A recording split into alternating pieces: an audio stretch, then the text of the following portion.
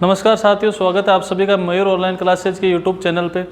आज हम पढ़ने वाले हैं कक्षा 12th मैथ्स की प्रश्नावली संख्या 12, जिसका नाम है अवकल समीकरण, डिफरेंशियल इक्वेशन। क्या नाम है? अवकल समीकरण। क्या नाम है? अवकल समीकरण। अवकल समीकरण, अवकल समीकरण यानी कि डिफरेंशियल इक्वेशन। देखो, हमने जो पिछली क्लासें थी उसके अंदर बात की थी अवकलन की, समाकलन की, अवकलन के अनुप्रयोगों की, समाकलन के अनुप्रयोगों की। आज हम बात करेंगे अवकल समीकरण। बहुत अच्छा टॉपिक है और अच्छे से इसको पढ़ेंगे। हर टॉपिक अच्छा होता है और उसको अच्छे से ही पढ़ते हैं। देखो, अवकल समीकरण की बात कर रहे हैं। अवकल समीकरण क्या होती है? एक ऐसी समीकरण, सबसे पहले तो बात करें समीकरण क्या होती है। समीकरण क्या होती है? चर तथा अचर राशियों की एक ऐसी व्यवस्था जिसमें बराबर का चिन्ह विद्यमान हो, क्या कहलाती है? समीकरण। जैसे मैं लिखूं x + y = 2, तो ये क्या है? एक समीकरण। लेकिन यदि मैं लिखूं x + y, तो ये समीकरण है क्या? नहीं है, समीकरण नहीं है। तो समीकरण होने के लिए मुख्य कंडीशन क्या होती है? जो नॉर्मल क्लास में पढ़ते हो बेसिक, उसके अंदर क्या विद्यमान होना चाहिए? बराबर का साइन। आ रही बात समझ? अवकल समीकरण, देखो नाम में क्या आ रहा है? अवकल। ऐसी समीकरण जिसमें किसी फलन का अवकल विद्यमान हो, अवकल या अवकलन। ठीक है, तो जब हमने अवकलन पढ़ा तो सबसे पहले हमने बात की थी कि अवकलन को किससे निरूपित किया जाता है। कोई देखो फंक्शन y है जो है f(x), y बराबर क्या है? f(x), और इसका क्या करना था? अवकलन। तो हम क्या लिखते थे इसको? d/dx ऑफ y लिखते थे, नहीं लिखते थे? इसका मतलब क्या है? एक फंक्शन y है जिसका हम अवकलन कर रहे हैं किसके सापेक्ष? x के सापेक्ष। ये d/dx क्या होता था? नोटेशन ऑफ डिफरेंशिएशन, अवकलन का निरूपित करने का चिन्ह। नोटेशन यानी चिन्ह।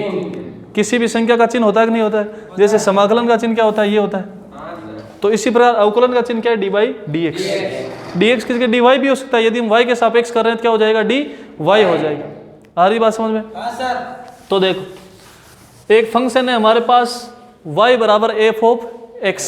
अब दो नाम इसके अंदर आपको सुनने को मिलेंगे। सबसे पहले एक तो होता है स्वतंत्र चर। क्या होता है? स्वतंत्र चर। और एक होता है परतंत्र चर। परतंत्र चर, परतंत्र, या इसको एक नाम आपको देखने को मिलेगा आश्रित चर। क्या? आश्रित। आश्रित यानी कि डिपेंडेंट वेरिएबल। एक तो होता है इंडिपेंडेंट वेरिएबल और एक होता है डिपेंडेंट वेरिएबल। स्वतंत्र चर और परतंत्र चर। जो ये y होता है, ये क्या होता है? परतंत्र चर। क्या होता है? परतंत्र चर या आश्रित चर। किसके ऊपर आश्रित है? ये इस फंक्शन के ऊपर आश्रित है। इसकी वैल्यू किसके ऊपर डिपेंड करती है? इसके ऊपर। आ रही है बात समझ में? इसलिए इसको क्या बोला? परतंत्र या आश्रित चर, डिपेंडेंट वेरिएबल। और जो ये होता है, ये क्या होता है? स्वतंत्र चर। आ रही बात समझ में? तो ये दो नाम आपको अभी आगे परिभाषा में भी सुनने को मिलेंगे, स्वतंत्र चर और परतंत्र चर। क्या होते हैं? ये y तो क्या है? डिपेंडेंट वेरिएबल, और ये क्या है? Independent variable. अरे बात समझ में आ रही है? तो देखो, आगे इसके अंदर हम बात करेंगे मुख्य रूप से अवकल समीकरण के अंदर। जो हमारी आज की क्लास है उसमें हम बात करेंगे अवकल समीकरण की, किसी अवकल समीकरण की घात क्या है और उसकी कोटि क्या है। बोर्ड परीक्षा में हर बार क्वेश्चन पूछा जाता है 1 या 2 नंबर का। 100% क्वेश्चन आएगा इस प्रश्नावली से, उसके आज हम बात करेंगे। तो देखो, ये तो हमने बात की स्वतंत्र चर और परतंत्र चर की। अब अवकलज क्या होता है? अवकलज किसकी बात करेंगे? अवकलज। अभी हम उन सभी चीज़ों की बात कर रहे हैं जो शब्द आपको आगे सुनने को मिलेंगे, उन सभी के ऊपर विस्तार से हम चर्चा कर रहे हैं। अवकलज क्या होता है? जैसे y बराबर f(x) है, तो मैंने लिखा इसका अवकलन क्या होगा? dy/dx। ये क्या होता है? अवकलज। यदि मैं इसका दोबारा अवकलन करूं तो ये क्या हो जाएगा? d2y/dx²। ये क्या है? अवकलज। यदि इसका मैं पुनः अवकलन करूं d3y/dx³, ये क्या है? अवकलज। इसी प्रकार जितनी भी बार अवकलन करूंगा वो सारे क्या होंगे? अवकलज होंगे। आ रही बात समझ में? अभी हम जो परिभाषा पढ़ेंगे अवकल समीकरण की, उसके अंदर इन सभी शब्दों को प्रयोग में लिया जाएगा।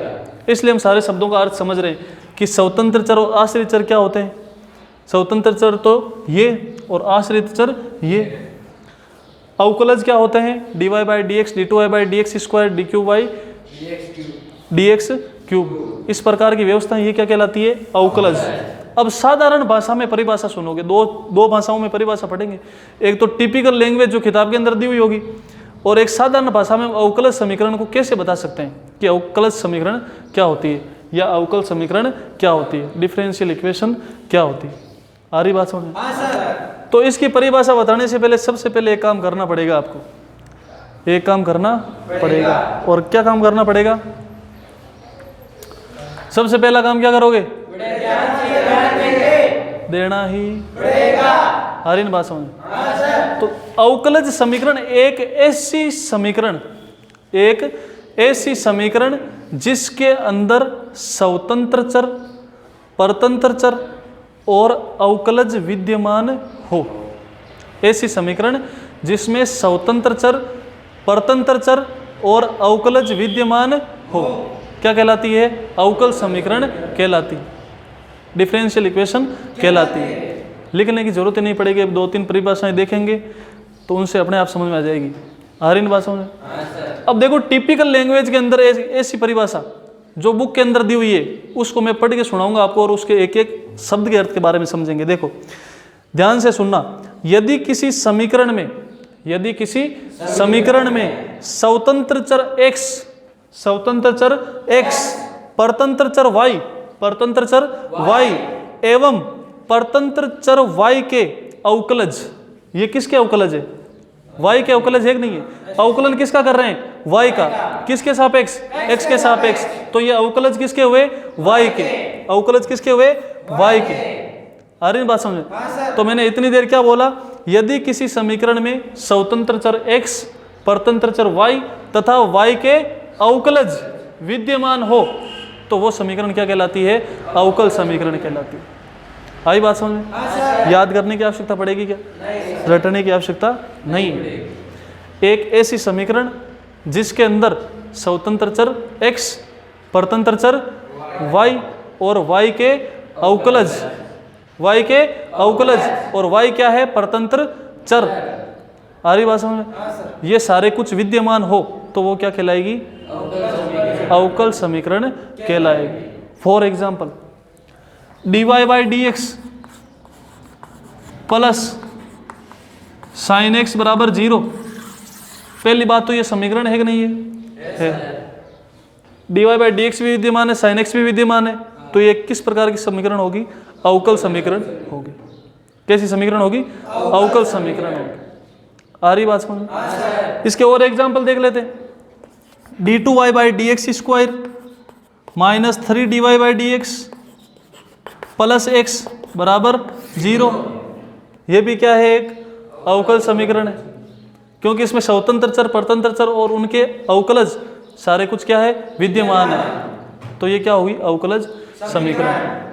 आई बात समझ में? तो इसमें पारिभाषिक रूप से समझने वाली चीजें इतनी थी कि अवकल समीकरण होती क्या है, क्या होती है, समझ में आई ना बात? रटने की आवश्यकता नहीं, अब देख के बता सकते हो ये अवकल समीकरण है या नहीं है। जिसके अंदर स्वतंत्र चर, परतंत्र चर और परतंत्र चर के अवकलज विद्यमान हो क्या कहलाती है? अवकल समीकरण कहलाती है। आ रही बात समझ में? अब हम बात करेंगे अवकल समीकरण के प्रकारों की। किसकी बात करेंगे? अवकल समीकरण के प्रकारों की, कि अवकल समीकरण के कितने प्रकार होते हैं। कितने प्रकार होते हैं? 2 प्रकार होते हैं। कितने प्रकार होते हैं? 2 प्रकार। मुख्य रूप से अवकल समीकरण के 2 प्रकार होते हैं। 2 प्रकार कौन कौन से होते हैं? देखो देखें। Differential equation has 2 type. पहला तो देखो ऑर्डिनरी डिफरेंशियल इक्वेशन और दूसरा पार्शियल डिफरेंशियल इक्वेशन। हिंदी में बात करें तो साधारण अवकल समीकरण, और पार्शियल को क्या बोलोगे? आंशिक। क्या बोलोगे? आंशिक अवकल समीकरण। अब साधारण और आंशिक में फर्क क्या है ये समझना। ये आपके सिलेबस में नहीं है, ये है कॉलेज सिलेबस में, ठीक है ना। बीएससी करोगे तब इसके बारे में पढ़ने को आपको मिलेगा, लेकिन एक बेसिक इन्फॉर्मेशन ले लेते हैं इसके बारे में। एक ऐसी समीकरण, एक ऐसी अवकलज समीकरण जिसके अंदर एक ही चर के सापेक्ष अवकलज हो क्या कहलाएगी? साधारण अवकलज समीकरण। और आंशिक अवकलज समीकरण के अंदर बात करेंगे तो अनेक चरों के सापेक्ष अवकलन विद्यमान होंगे। आ रही बात समझ? dy बाई डी एक्स हो गया, dz बाई dy हो गया, dp बाई dq हो गया। इस प्रकार अनेक व्यवस्थाएं यदि उसके अंदर उपस्थित हो तो वो क्या कहलाएगी? पार्शियल डिफरेंशियल इक्वेशन, आंशिक अवकल समीकरण। और साधारण अवकल समीकरण में यदि dy बाई dx है तो सारे में किसके पद उपस्थित होंगे? dy बाई dx के, बाकी पद उपस्थित नहीं होंगे। आई बात समझ में? समझ गए साधारण और आंशिक में फर्क क्या है? आपके सिलेबस में जितनी भी आपको देखने को मिलेंगी वो कैसी होंगी? साधारण। यदि dy बाई dx है तो पूरी इक्वेशन के अंदर, पूरे इक्वेशन में किसकी बात होगी? dy बाई dx की। आई बात समझ में? अब देखो, अब इंपॉर्टेंट टॉपिक अब स्टार्ट होगा। अब ये प्रश्नावली स्टार्ट होने लगी। अभी इतनी देर इसका हम इतनी देर क्या पढ़ रहे थे? इस प्रश्नावली का नाम का अर्थ, उसके इर्द गिर्द घूम रहे थे। अब प्रश्नावली स्टार्ट हो रही है। अवकल समीकरण की कोटि, order of A differential equation. किसकी बात करेंगे? अवकल समीकरण की कोटि। 100% कोई भी चांस नहीं है कि ये प्रश्न नहीं आए। 100% ये क्वेश्चन बोर्ड की परीक्षा में आएगा। और हमारी ये क्लास किसके ऊपर केंद्रित है? बोर्ड के एग्जाम के ऊपर। आ रही बात समझ में? अब हम बात करेंगे order of A differential equation, अवकल समीकरण की कोटि। किसकी? कोटि। अवकल समीकरण की कोटि। कोटि की बात एक बार पहले भी हुई थी हमारे, कौन सी एक्सरसाइज में हुई थी? एक्सरसाइज 3 आयु के अंदर आयु की कोटि होती कि नहीं होती? तो अवकल समीकरण की कोटि से क्या तात्पर्य है? साधारण भाषा में बोलूं मैं तो जो हमने अभी बात की, अवकल समीकरण होती क्या है? जिसमें स्वतंत्र चर हो, परतंत्र चर हो और dy बाई dx ऐसी व्यवस्थाएं उपस्थित हो। तो यदि मैं साधारण सी लैंग्वेज में बोलूं तो कोटि क्या होती है? जैसे dy बाई dx है, यानी कि y का अवकलन किया गया है किसके सापेक्ष? x के सापेक्ष। कितनी बार? एक बार। dy बाई dx लिखा मैंने, प्लस 3y बराबर 0 लिख दिया। तो इसमें y का जो अवकलन किया गया है किसके सापेक्ष? x के सापेक्ष। वो कितनी बार किया गया है? एक बार। तो इसकी कोटि क्या होगी? 1 होगी। यदि मैं लिख देता d2y बाई dx स्क्वायर और फिर आगे लिख देता plus 2dy by dx minus 3y बराबर 0, इसके अंदर उच्चतम अवकलन कितनी बार किया गया है? 2 बार। तो कोटि क्या होगी? 2। अब गणित समझे क्या कोटि क्या होती है? अब मैं परिभाषा बोल के सुनाता हूं आपको किताब वाले। अवकल समीकरण में विद्यमान, अवकल समीकरण में विद्यमान अवकलजों का उच्चतम क्रम, अवकलजों का उच्चतम क्रम। अवकलज क्या होते हैं वो हमने पहले बात कर ली। dy by dx, d2y by dx square, d cube y by dx cube, ये सारे क्या कहलाते हैं? अवकलज। और ये क्या बोला? अवकल समीकरण में उपस्थित अवकलजों की उच्चतम क्रम। क्रम जानते हो? ये 1 है इसका क्रम, इसका 2 है, तो वो क्या कहलाती है? उसकी कोटि कहलाती है। क्लियर हुआ कि नहीं हुआ? रटने की आवश्यकता नहीं है। क्या रे? बिल्कुल नहीं है। फॉर एग्जाम्पल मैं आपसे पूछूं dy by dx minus sine x is equal to 0, कोटि कितनी है इसकी? 1 है। D cube y by D x cube minus 2dy by dx minus dy by dx plus x बराबर 0, कोटि कितनी है? 3। इसमें अवकलज कितने विद्यमान है? 3। लेकिन हमें किसकी बात करनी है? जिसकी उच्चतम घात होगी, सॉरी घात नहीं, जिसकी उच्चतम कोटि होगी। और कोटि का मतलब जो उच्चतम अवकलन किया गया हो। उच्चतम अवकलन का मतलब एक तो 1 बार होता है, एक 2 बार होता है और एक 3 बार, इस प्रकार आगे चलता जाता है। आई बात समझ में? तो कोटि अब किसी भी समीकरण की बता सकते हो, नहीं बता सकते? अब दूसरी बात, कोटि और घात पढ़ने से हम पहले एक चीज बहुत इंपॉर्टेंट है, वो सुनो आप ध्यान से। अवकल समीकरण की कोटि और घात ज्ञात करते समय अवकल समीकरण मूल रूप में होनी चाहिए, यानी कि उसमें किसी भी पद की घात 1/2, 3/2 इस प्रकार की नहीं होनी चाहिए, या बटा के अंदर अवकल नहीं होना चाहिए। बटा के अंदर अवकल का मतलब जैसे मैंने लिख दिया 2d2y by D x square plus 3 by dy by dx plus y बराबर 0। तो इसके अंदर जो दूसरा पद है उसके अंदर dy बाई डी एक्स कहाँ पे है? हर में है। कहाँ पे है? हर में। तो सबसे पहला काम तो इसको सिंप्लीफिकेशन करोगे। आ रही बात समझ में? और इसका सिंप्लीफिकेशन कैसे होगा? इसके बटा में कितना है? 1। ले से क्या आ जाएगा? dy by D x. अरे इसके बटा में dy बाई डी एक्स है, इसके बटा में 1 है, तो ले से क्या है? dy by D x. 1 का भाग dy बाई डी एक्स बार, इसको वापिस इससे गुणा करेंगे। आ रही बात समझ में? तो ये क्या होगा? 2d2y by D x square गुणा dy by D x plus 3 plus y dy by D x बराबर 0। अब इसको आप किधर भेज सकते हो? 0 में। ये फॉर एग्जाम्पल है, ऐसे क्वेश्चन नहीं है, ठीक है ना। इसके माध्यम से मैं ये आपको ये बताना चाह रहा हूँ कि इस प्रकार की व्यवस्था हो तो उसको सरल करना पड़ता है पहले। आई ना बात समझ में? यदि मैंने लिख दिया, जैसे यहाँ पे किसी के अंदर मैं लिख दूँ इसकी पावर 1/2, तो सबसे पहले इसको सरल करना पड़ेगा, फिर उसके हम कोटि या घात बताएंगे। आई ना बात समझ में? स्क्वायर है तो चलेगा, क्यूब है तो चलेगा, 4 है तो चलेगा, लेकिन 1/2, 3/2 इस प्रकार के नहीं होने चाहिए। क्लियर है? आगे देखो, आगे चलते हैं। अरे यहाँ तक बात समझ में है कि नहीं आई? अभी तक हमने बात की है डिफरेंशियल इक्वेशन के अंदर अवकल समीकरण होती क्या है, स्वतंत्र चर क्या होता है, परतंत्र चर क्या होता है। परतंत्र चर वो चर होता है जिसका अवकलन करना है, स्वतंत्र चर वो होता है जिसके सापेक्ष करना है। अवकलज क्या होता है? जैसे y और x है तो dy बाई डी एक्स क्या होगा? उसका अवकलज। d2y by D x square क्या होगा? उसका अवकलज। d3y by D x cube क्या होगा? उसका अवकलज। आई बात समझ में? और ये सारी चीजें एक समीकरण में मिल रही है तो वो समीकरण क्या होगी? अवकल समीकरण। आ रही बात समझ में? तो अभी क्वेश्चन करेंगे ना तो तुम दौड़ते हुए क्वेश्चन कर डालोगे। आ रही बात समझ? अभी हमने बात की अवकल समीकरण की कोटि, बता सकते हो कोटि। अब हम बात करेंगे degree of A differential equation. Degree यानी घात, अवकल समीकरण की घात। तो घात देखो, पहले सब परिभाषा ध्यान से सुनोगे, आधी चीज तो यही समझ में आ जाएगी। अवकल समीकरण की घात से क्या तात्पर्य है? किसी, हाँ तो बात कर रहे थे degree of A differential equation. किसकी बात कर रहे थे? डिग्री की। किसकी बात कर रहे थे? डिग्री की। किसकी बात कर रहे थे? डिग्री यानी घात। किसी अवकल समीकरण की घात क्या होती है? तो ध्यान से सुनेंगे। क्या करेंगे? ध्यान से सुनेंगे। ध्यान से ही नहीं सुनेंगे, बड़े ध्यान से ध्यान दें।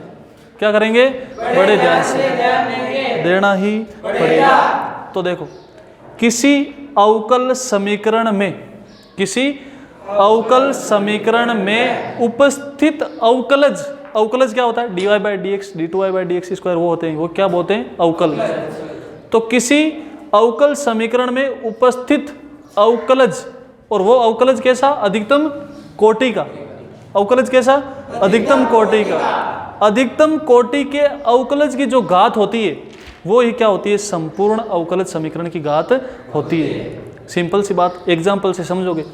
यदि मैंने लिख दिया dy बाई डी एक्स की whole power 4, d2y by D x square की whole power 4 plus dy by D X की होल पावर 5 प्लस 2y बराबर 0। ये पहली बात तो अवकल समीकरण है कि नहीं है? अरे है कि नहीं है? तो इसके अंदर देखो, इसकी घात 5 और इसकी घात कितनी है? 4। तो इसकी संपूर्ण घात कितनी होगी? कितनी होगी? अरे मूर्खों, मैंने क्या बोला था? इसीलिए तो ये उदाहरण बताया मैंने यहाँ पे। वापिस सुनना ध्यान से। घात क्या होती है? उपस्थित अवकलज। इसमें कितने अवकलज है? 2। उपस्थित अवकलज, और वो अवकलज कैसा? उच्चतम कोटि का अवकलज, उसकी घात होनी चाहिए। तो इन अवकलजों में ये तो dy बाई डी एक्स है, इसकी कोटि कितनी है? 2 है। तो घात किसकी लेंगे? इसकी लेंगे। आई ना बात समझ में? ज्यादा कितनी हो उससे हमें कोई लेना देना नहीं है। हमें किससे लेना देना है? जिसकी कोटि क्या है? अधिक है, उसकी घात की बात करेंगे। आई ना बात समझ में? तो देखो, परिभाषा बोल के बता देता हूं मैं, किताब के अंदर क्या परिभाषा है, अब आप अच्छे से समझ पाओगे उसको। किसी अवकल समीकरण की घात उस अवकल समीकरण को अवकलजों के संदर्भ में परिमेय तथा पूर्ण बीजीय बनाने के बाद उसमें विद्यमान उच्चतम कोटि के अवकलज की घात ही उसकी घात कहलाती है। कुछ समझ में आया क्या? कहाँ यार समझ में, लैंग्वेज नहीं समझने वाले तो। लेकिन इसमें जो शब्द काम में लिखे परिमेय संख्या या पूर्ण बीजीय संख्या, इनका मतलब मैंने बताया था ना कि अंडरवुड है तो उसको अंडरवुड हटाना है। यदि नीचे आ गया dy/dx यानी कि वो परिमेय संख्या नहीं है तो उसको किधर लेके जाएंगे? ऊपर लेके जाएंगे। तो उसको पहले परिमेय संख्या बनाएंगे और फिर उसकी कोटि या घात की बात करेंगे। आई ना बात समझ में? तो ये सारा सिस्टम किसके लिए बात की हमने? डिफरेंशियल इक्वेशन की कोटि और घात। वापस रिपीट कर देता हूं मैं। कोटि क्या होती है? जो अधिकतम अवकलज होता है वो तो क्या होती है? उसकी कोटि। जैसे dy/dx d2y/dx स्क्वायर, तो इसमें 1 और 2 क्या है? कोटियां हैं। और घात क्या होती है? अधिकतम कोटि के अवकलज का घात जो होती है वो संपूर्ण अवकल समीकरण की घात होती है। क्या होती है घात? अधिकतम कोटि के अवकलज की घात। आई बात समझ में? तो ये आपकी प्रश्नावली कौन सी है? 12वीं है। कौन सी है? 12वीं है ना? तो अब 12.1 प्रश्नावली आपकी कंप्लीट हो चुकी है। आई बात समझ में? और बोर्ड के अंदर 1 या 2 नंबर का क्वेश्चन 100% पूछा जाएगा। अब हम करते हैं क्वेश्चनों की चर्चा। किसकी बात करते हैं? क्वेश्चनों की। किताब के अंदर जो भी क्वेश्चन है उन सभी की बात हम फटाफट से कर लेते हैं। करें क्या? फटाफट से करें। कैसे करें? फटाफट से। देखो पहला question, dy/dx is equal to exercise 12.1 का dy/dx is equal to sin 2x plus sin 2x plus cos 2x। बड़े ध्यान से ध्यान देंगे। क्या करेंगे? बड़े ध्यान से ध्यान देंगे, देना ही पड़ेगा। ठीक है, देखो dy/dx is equal to sin 2x plus cos 2x। पहली बात तो ये है, ये अवकल समीकरण है कि नहीं है? dy/dx भी विद्यमान है, sin 2x के पद भी विद्यमान है, तो ये अवकल समीकरण है। अब हम बात करेंगे इसकी घात और कोटि की। किसकी बात करेंगे? घात और कोटि की। देखो मैं ये परमानेंट लिख देता हूँ यहाँ पे। एक तो हम बात करेंगे ऑर्डर की और एक हम बात करेंगे डिग्री की।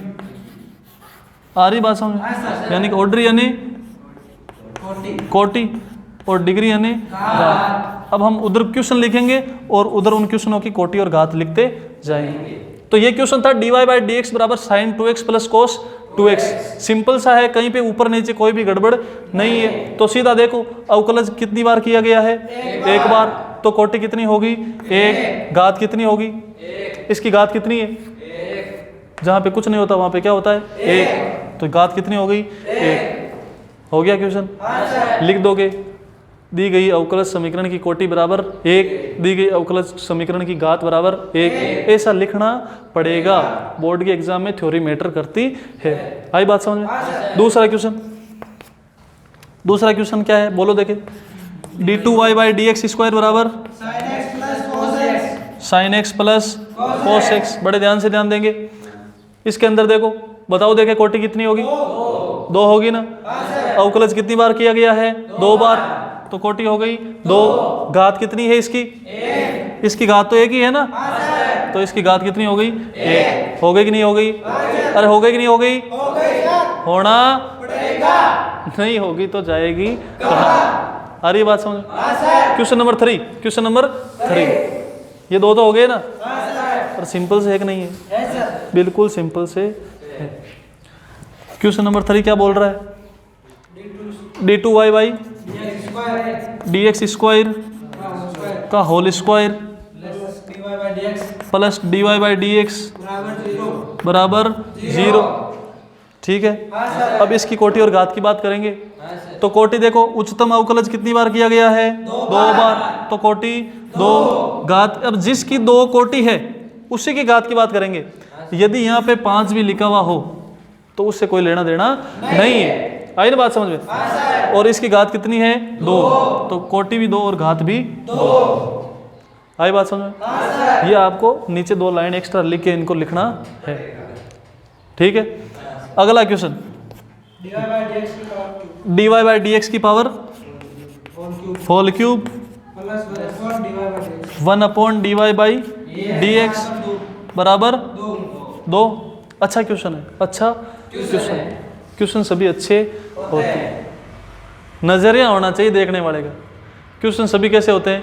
अच्छे होते हैं। जैसे इंसान सभी कैसे होते हैं? अच्छे होते हैं। बस देखने वाले का फर्क है, जिसकी जैसी नज़र उसको वैसे ही दिखेगा।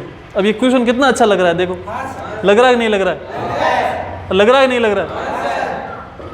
अब देखो इसके अंदर ये सीधा नहीं बताएगा, ये परिमेय संख्या अभी नहीं है, परिमेय के पदों में नहीं है। इस dy/dx को, इस dy/dx को उठा के किधर लेके जाना है? ऊपर लेके जाना है। सबसे पहले तो इसका पाप काटना पड़ेगा। आई ना बात समझ में? तो ये dy/dx ऊपर कब जाएगा? कब जाएगा बोलो देखे? अरे मूर्खो, जब हम लेके जाएंगे तभी तो जाएगा, अपने आप तो ये कहाँ जाएगा? हमें लेके जाना पड़ेगा। तो देखो इसमें ले से कितना आएगा? इसके बटा में कितना? 1, और यहाँ बटा में कितना? dy/dx। तो ले से क्या आएगा? dy/dx आएगा कि नहीं आएगा? आएगा ना? 1 का भाग dy/dx में dy/dx बार, dy/dx को किससे गुणा करेंगे? इससे। किससे? इससे। तो ये क्या है? dy/dx की होल क्यूब। इसको हमने किससे गुणा किया? dy/dx से। किया कि नहीं किया? Plus 1 is equal to 2। ठीक है रे? ठीक है ना? अब देखो, सबसे पहले वापस देख लो एक बार इसको। इसका ले से लिया हमने, क्यों लिया? क्योंकि ये हर के अंदर विद्यमान है। और अवकल समीकरण की कोटि और घात ज्ञात करने के लिए सबसे पहले तो इनका सिंप्लीफिकेशन करना आवश्यक है। ठीक है ना? तो सिंप्लीफिकेशन करने के लिए हमने इसका क्या ले लिया? ले से ले लिया। क्या ले लिया? ले से। जो क्या आ गया? dy/dx। dy/dx 1 का भाग देंगे, सेम इसी बार जाएगा। और इसको किससे गुणा करेंगे? ऊपर वाले से। किससे गुणा करेंगे? ऊपर वाले से। किससे गुणा करेंगे? ऊपर वाले से। करेंगे कि नहीं करेंगे? करना पड़ेगा। अब देखो इससे गुणा करेंगे, इसकी घात ऑलरेडी 3 है, और एक बार वापस गुणा कर दिया तो घात कितनी हो जाएगी? 4 हो जाएगी।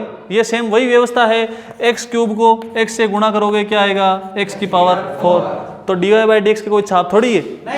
3 घात 1 से और गुणा करेंगे, कितनी होगी? 4 होगी। तो इसमें डरने की आवश्यकता नहीं है। तो ये क्या हो जाएगी? dy/dx की घात 4 प्लस 1। ये dy/dx किधर है? नीचे है। किधर है? नीचे है। और इसको किधर भेज देंगे? ऊपर भेज देंगे। ये इधर चला जाएगा गुणा के अंदर, इज इक्वल टू 2 dy/dx। आ रही बात समझ में? अब ये सिंप्लीफिकेशन हो गया कि नहीं हो गया? अच्छी लग रही है ना देखने में भी? देखो dy/dx। अब देखो इसकी कोटि क्या होगी? कोटि बोलो देखिए इसकी। उच्चतम अवकलज कितनी बार किया गया है? एक बार किया गया है। तो कोटि कितनी होगी? 1 होगी। और जिसकी कोटि 1 है उसकी घात कितनी है? 4। तो घात कितनी हो जाएगी? 4। कोटि 1 और घात 4। कर लोगे ना? किसी भी प्रकार की अवकलज समीकरण की कोटि और घात निकाल सकते हो नहीं निकाल सकते? और भी क्वेश्चन करेंगे आगे, और भी क्वेश्चन करेंगे। देखो अगला क्वेश्चन, अगला क्वेश्चन बोलो देखें। अगला क्वेश्चन क्या है? ए गुणा d² d2y dx square is equal to 1 plus dy/dx का होल स्क्वायर की होल पावर 3/2। अच्छा क्वेश्चन है, अच्छा क्वेश्चन। अरे क्वेश्चन तो सभी अच्छे होते हैं। अब तुम्हारे देखने की सोच है, ये तुम्हें अच्छा लग रहा है कि नहीं लग रहा है? कितना अच्छा लग रहा है? मेरे जितना अच्छा लग रहा है नहीं लग रहा है? या ज्यादा लग रहा है? ज्यादा नहीं लग रहा ना? देखो a d2y/dx square is equal to 1 plus dy/dx का होल स्क्वायर। यहां तक तो बात ठीक थी, लेकिन यहां पे जाके गड़बड़ हो गई। 3/2 आ गई पावर। तो सबसे पहले तो इस पावर को किस में चेंज करेंगे? 2 3 ऐसे कुछ एक पावर के अंदर चेंज करेंगे। तो ये चेंज कैसे होगी? देखो 3/2 चेंज कब होगा?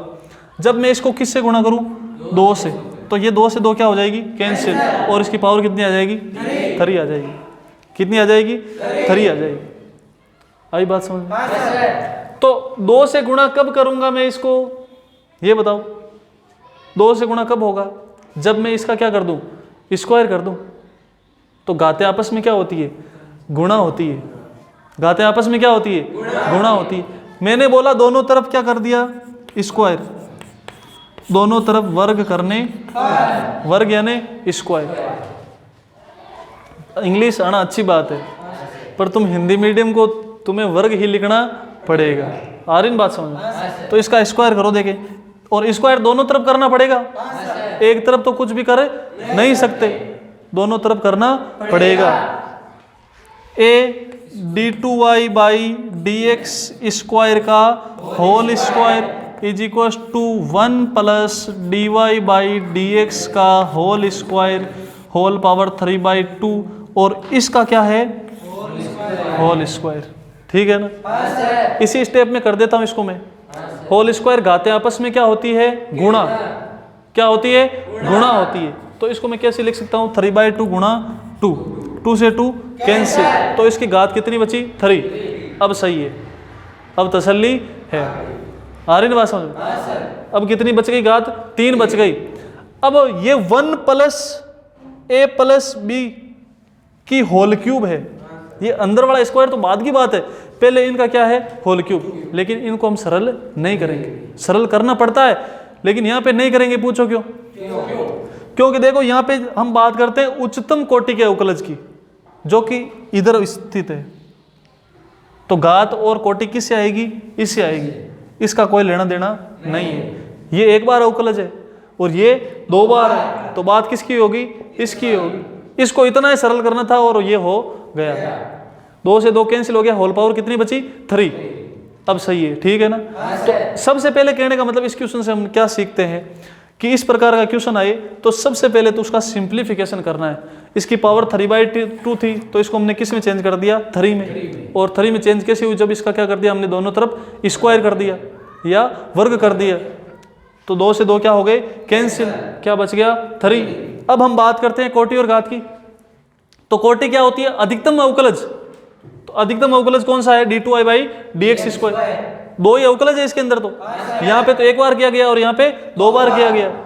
तो अधिकतम कोटि कितनी होगी 2, और अधिकतम कोटि है 2 है, उसकी घात कितनी है 2, तो घात भी कितनी होगी 2। अच्छा क्वेश्चन था और अच्छे से हो गया। हुआ कि नहीं हुआ? जो चीजें अच्छी होती है वो अच्छे से ही होती है। आई ना बात समझ में? अगले क्वेश्चन में चले। आ गया ना समझ में? ये नहीं है तो वापिस इसको देख लेना। देखना तो तुम्हारे हाथ में ही है ना।